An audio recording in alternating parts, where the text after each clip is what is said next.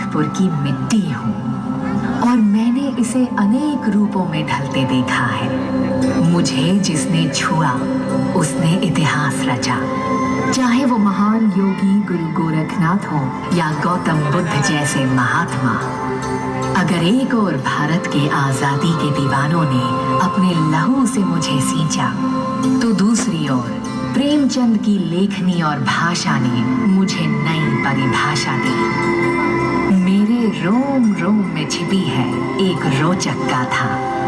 कहानी शुरू करते हैं मेरे नाम की गाथा से।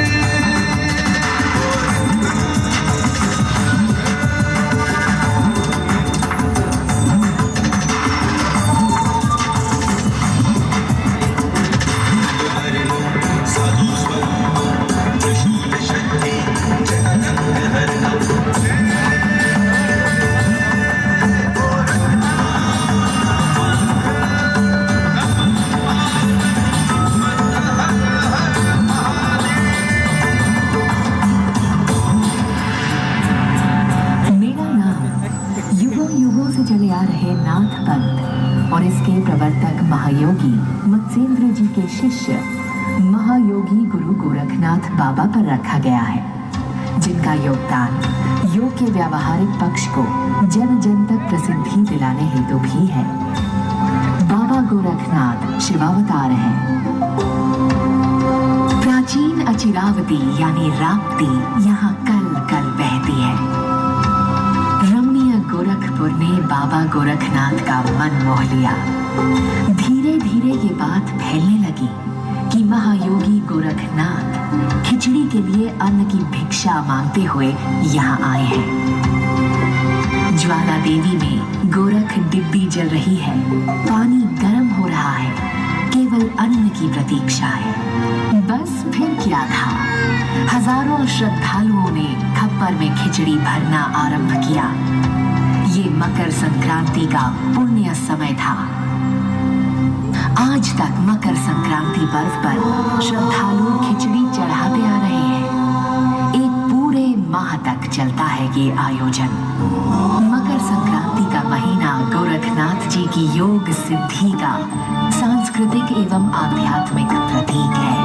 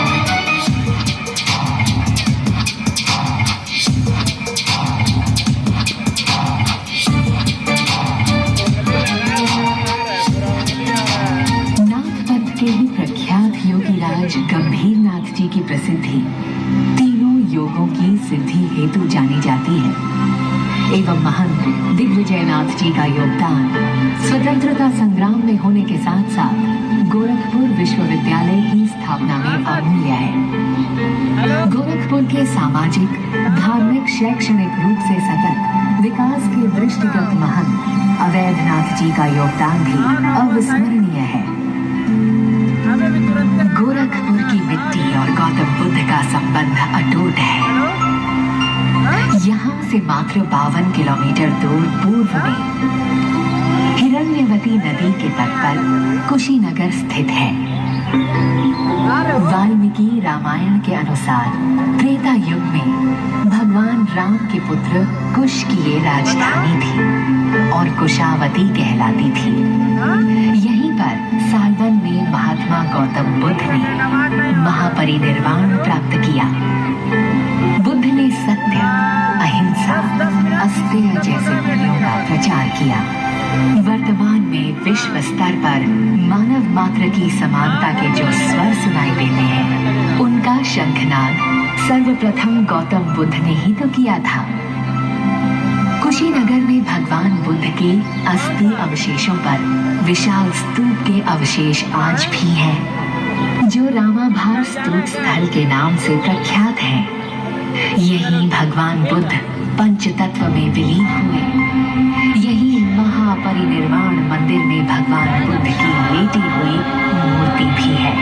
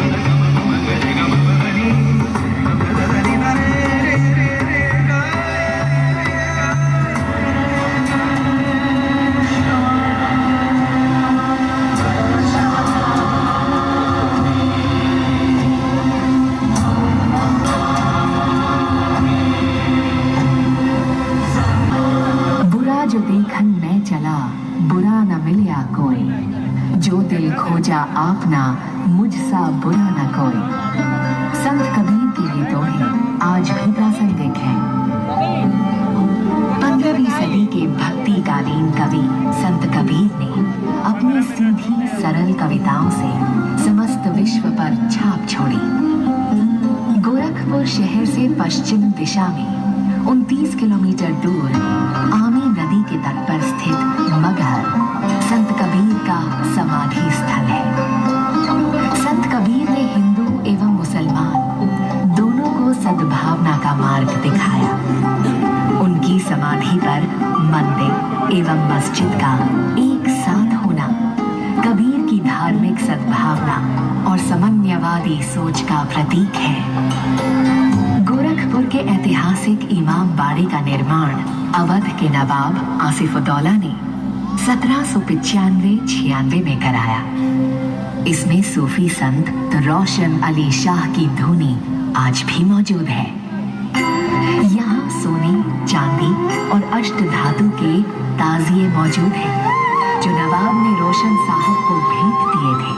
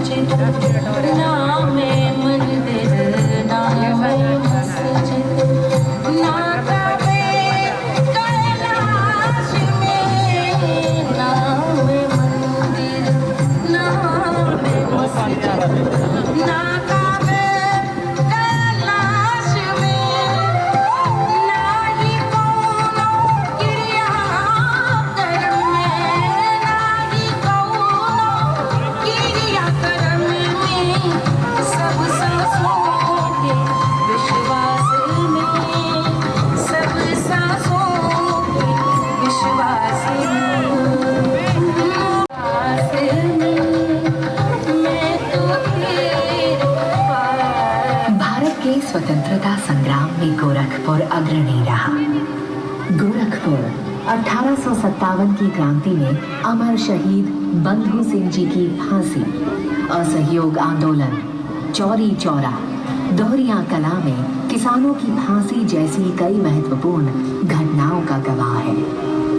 अमर शहीद बंधु सिंह जी द्वारा स्थापित मां की पिंडी तरकुलहा देवी आज भी जन जन में पूजनीय है। जिसके नाम से अंग्रेज कांपते थे, जिसकी कविताओं पर देश झूमता था, जो मैनपुरी साजिश और काकोरी कांड के लिए प्रख्यात थे, वो राम प्रसाद बिस्मिल यहीं गोरखपुर में ही शहीद हुए थे। गोरखपुर एकमात्र ऐसा शहर है जहां 4 शहीद स्मारक हैं। शहीद बंधु सिंह, चौरी चौरा, बिस्मिल स्मारक और दोहरिया कला। रंग दे, रंग दे।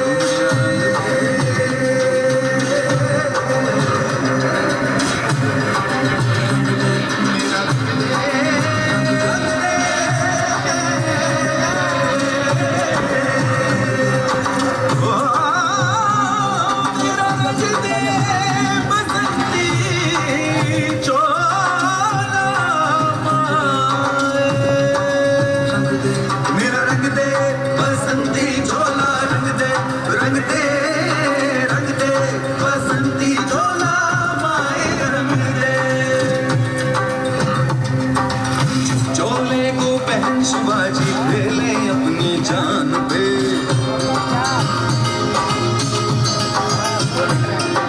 जिसे बहन झांसी की रानी मिट गई अपनी आन पे।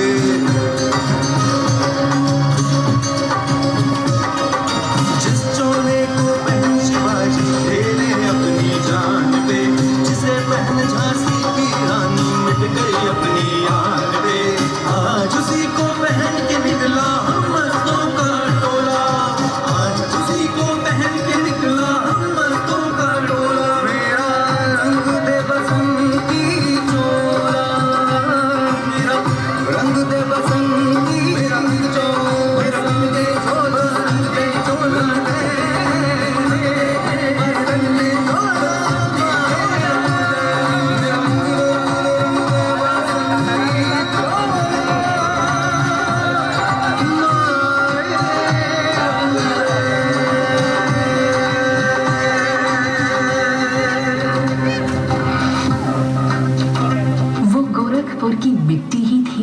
जिस पर विश्व विख्यात लेखक मुंशी प्रेमचंद ने अपने शब्द तराशे।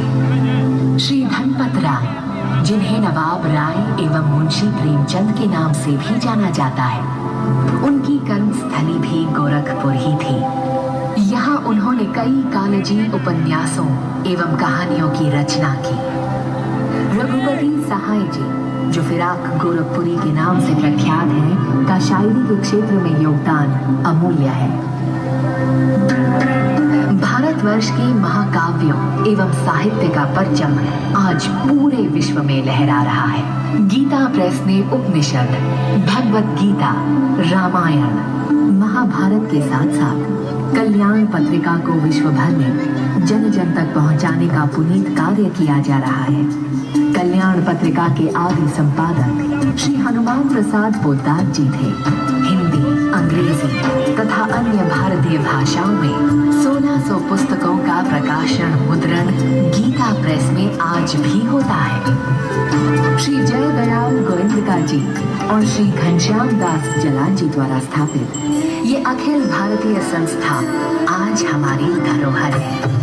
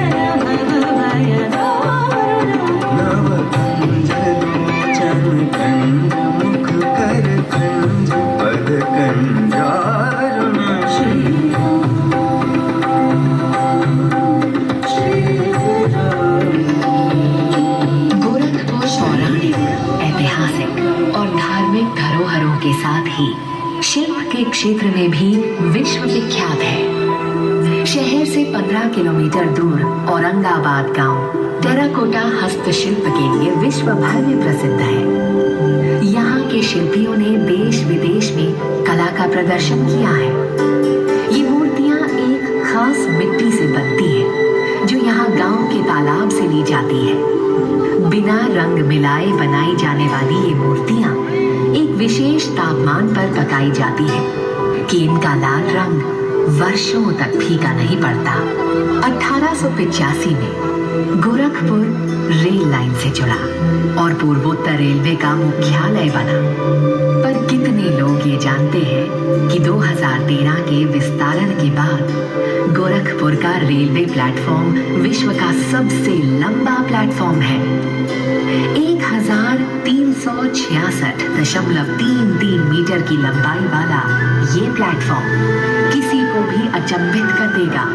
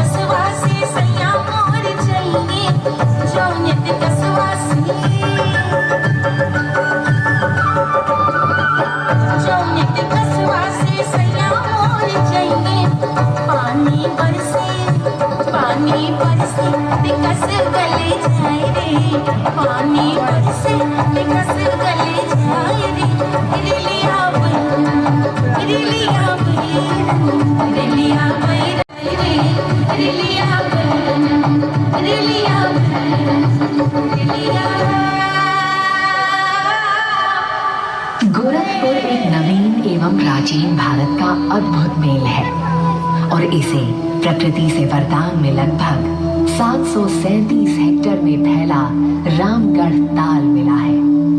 इसके प्रदूषण एवं अतिक्रमण को रोकने के लिए तत्कालीन सांसद योगी आदित्यनाथ जी ने विशेष प्रयास किए।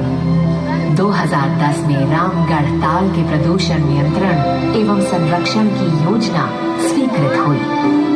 इसके अंतर्गत कई सुधार और निर्माण किए गए। इनमें 2 सीवेज ट्रीटमेंट प्लांट, 3.7 किलोमीटर लंबे बंधे पर्यावरणीय ड्रेजिंग, डीवीडिंग और वृक्षारोपण का कार्य किया गया, जिससे रामगढ़ ताल के जल गुणवत्ता एवं वातावरण में निरंतर सुधार होने के उपरांत आज ये आपके सैर सपाटे, प्रातःकालीन योग एवं पर्यटन के योग्य बना है। किंतु आज भी कुछ पढ़े लिखे लोग इसके आसपास कूड़ा कचरा डालकर ताल की शोभा बिगाड़ रहे हैं। ये ताल आपकी धरोहर है, इसे स्वच्छ रखना हमारी जिम्मेदारी है। जैसे मैंने गोरखपुर की मिट्टी ने आज आप सबको गर्व का आभास कराया है, आइए हम ये प्रण लें कि हम एक जिम्मेदार नागरिक बनकर इस मिट्टी का ऋण चुकाएंगे। इसी कामना के साथ मैं आप सभी का अभिनंदन करती हूँ।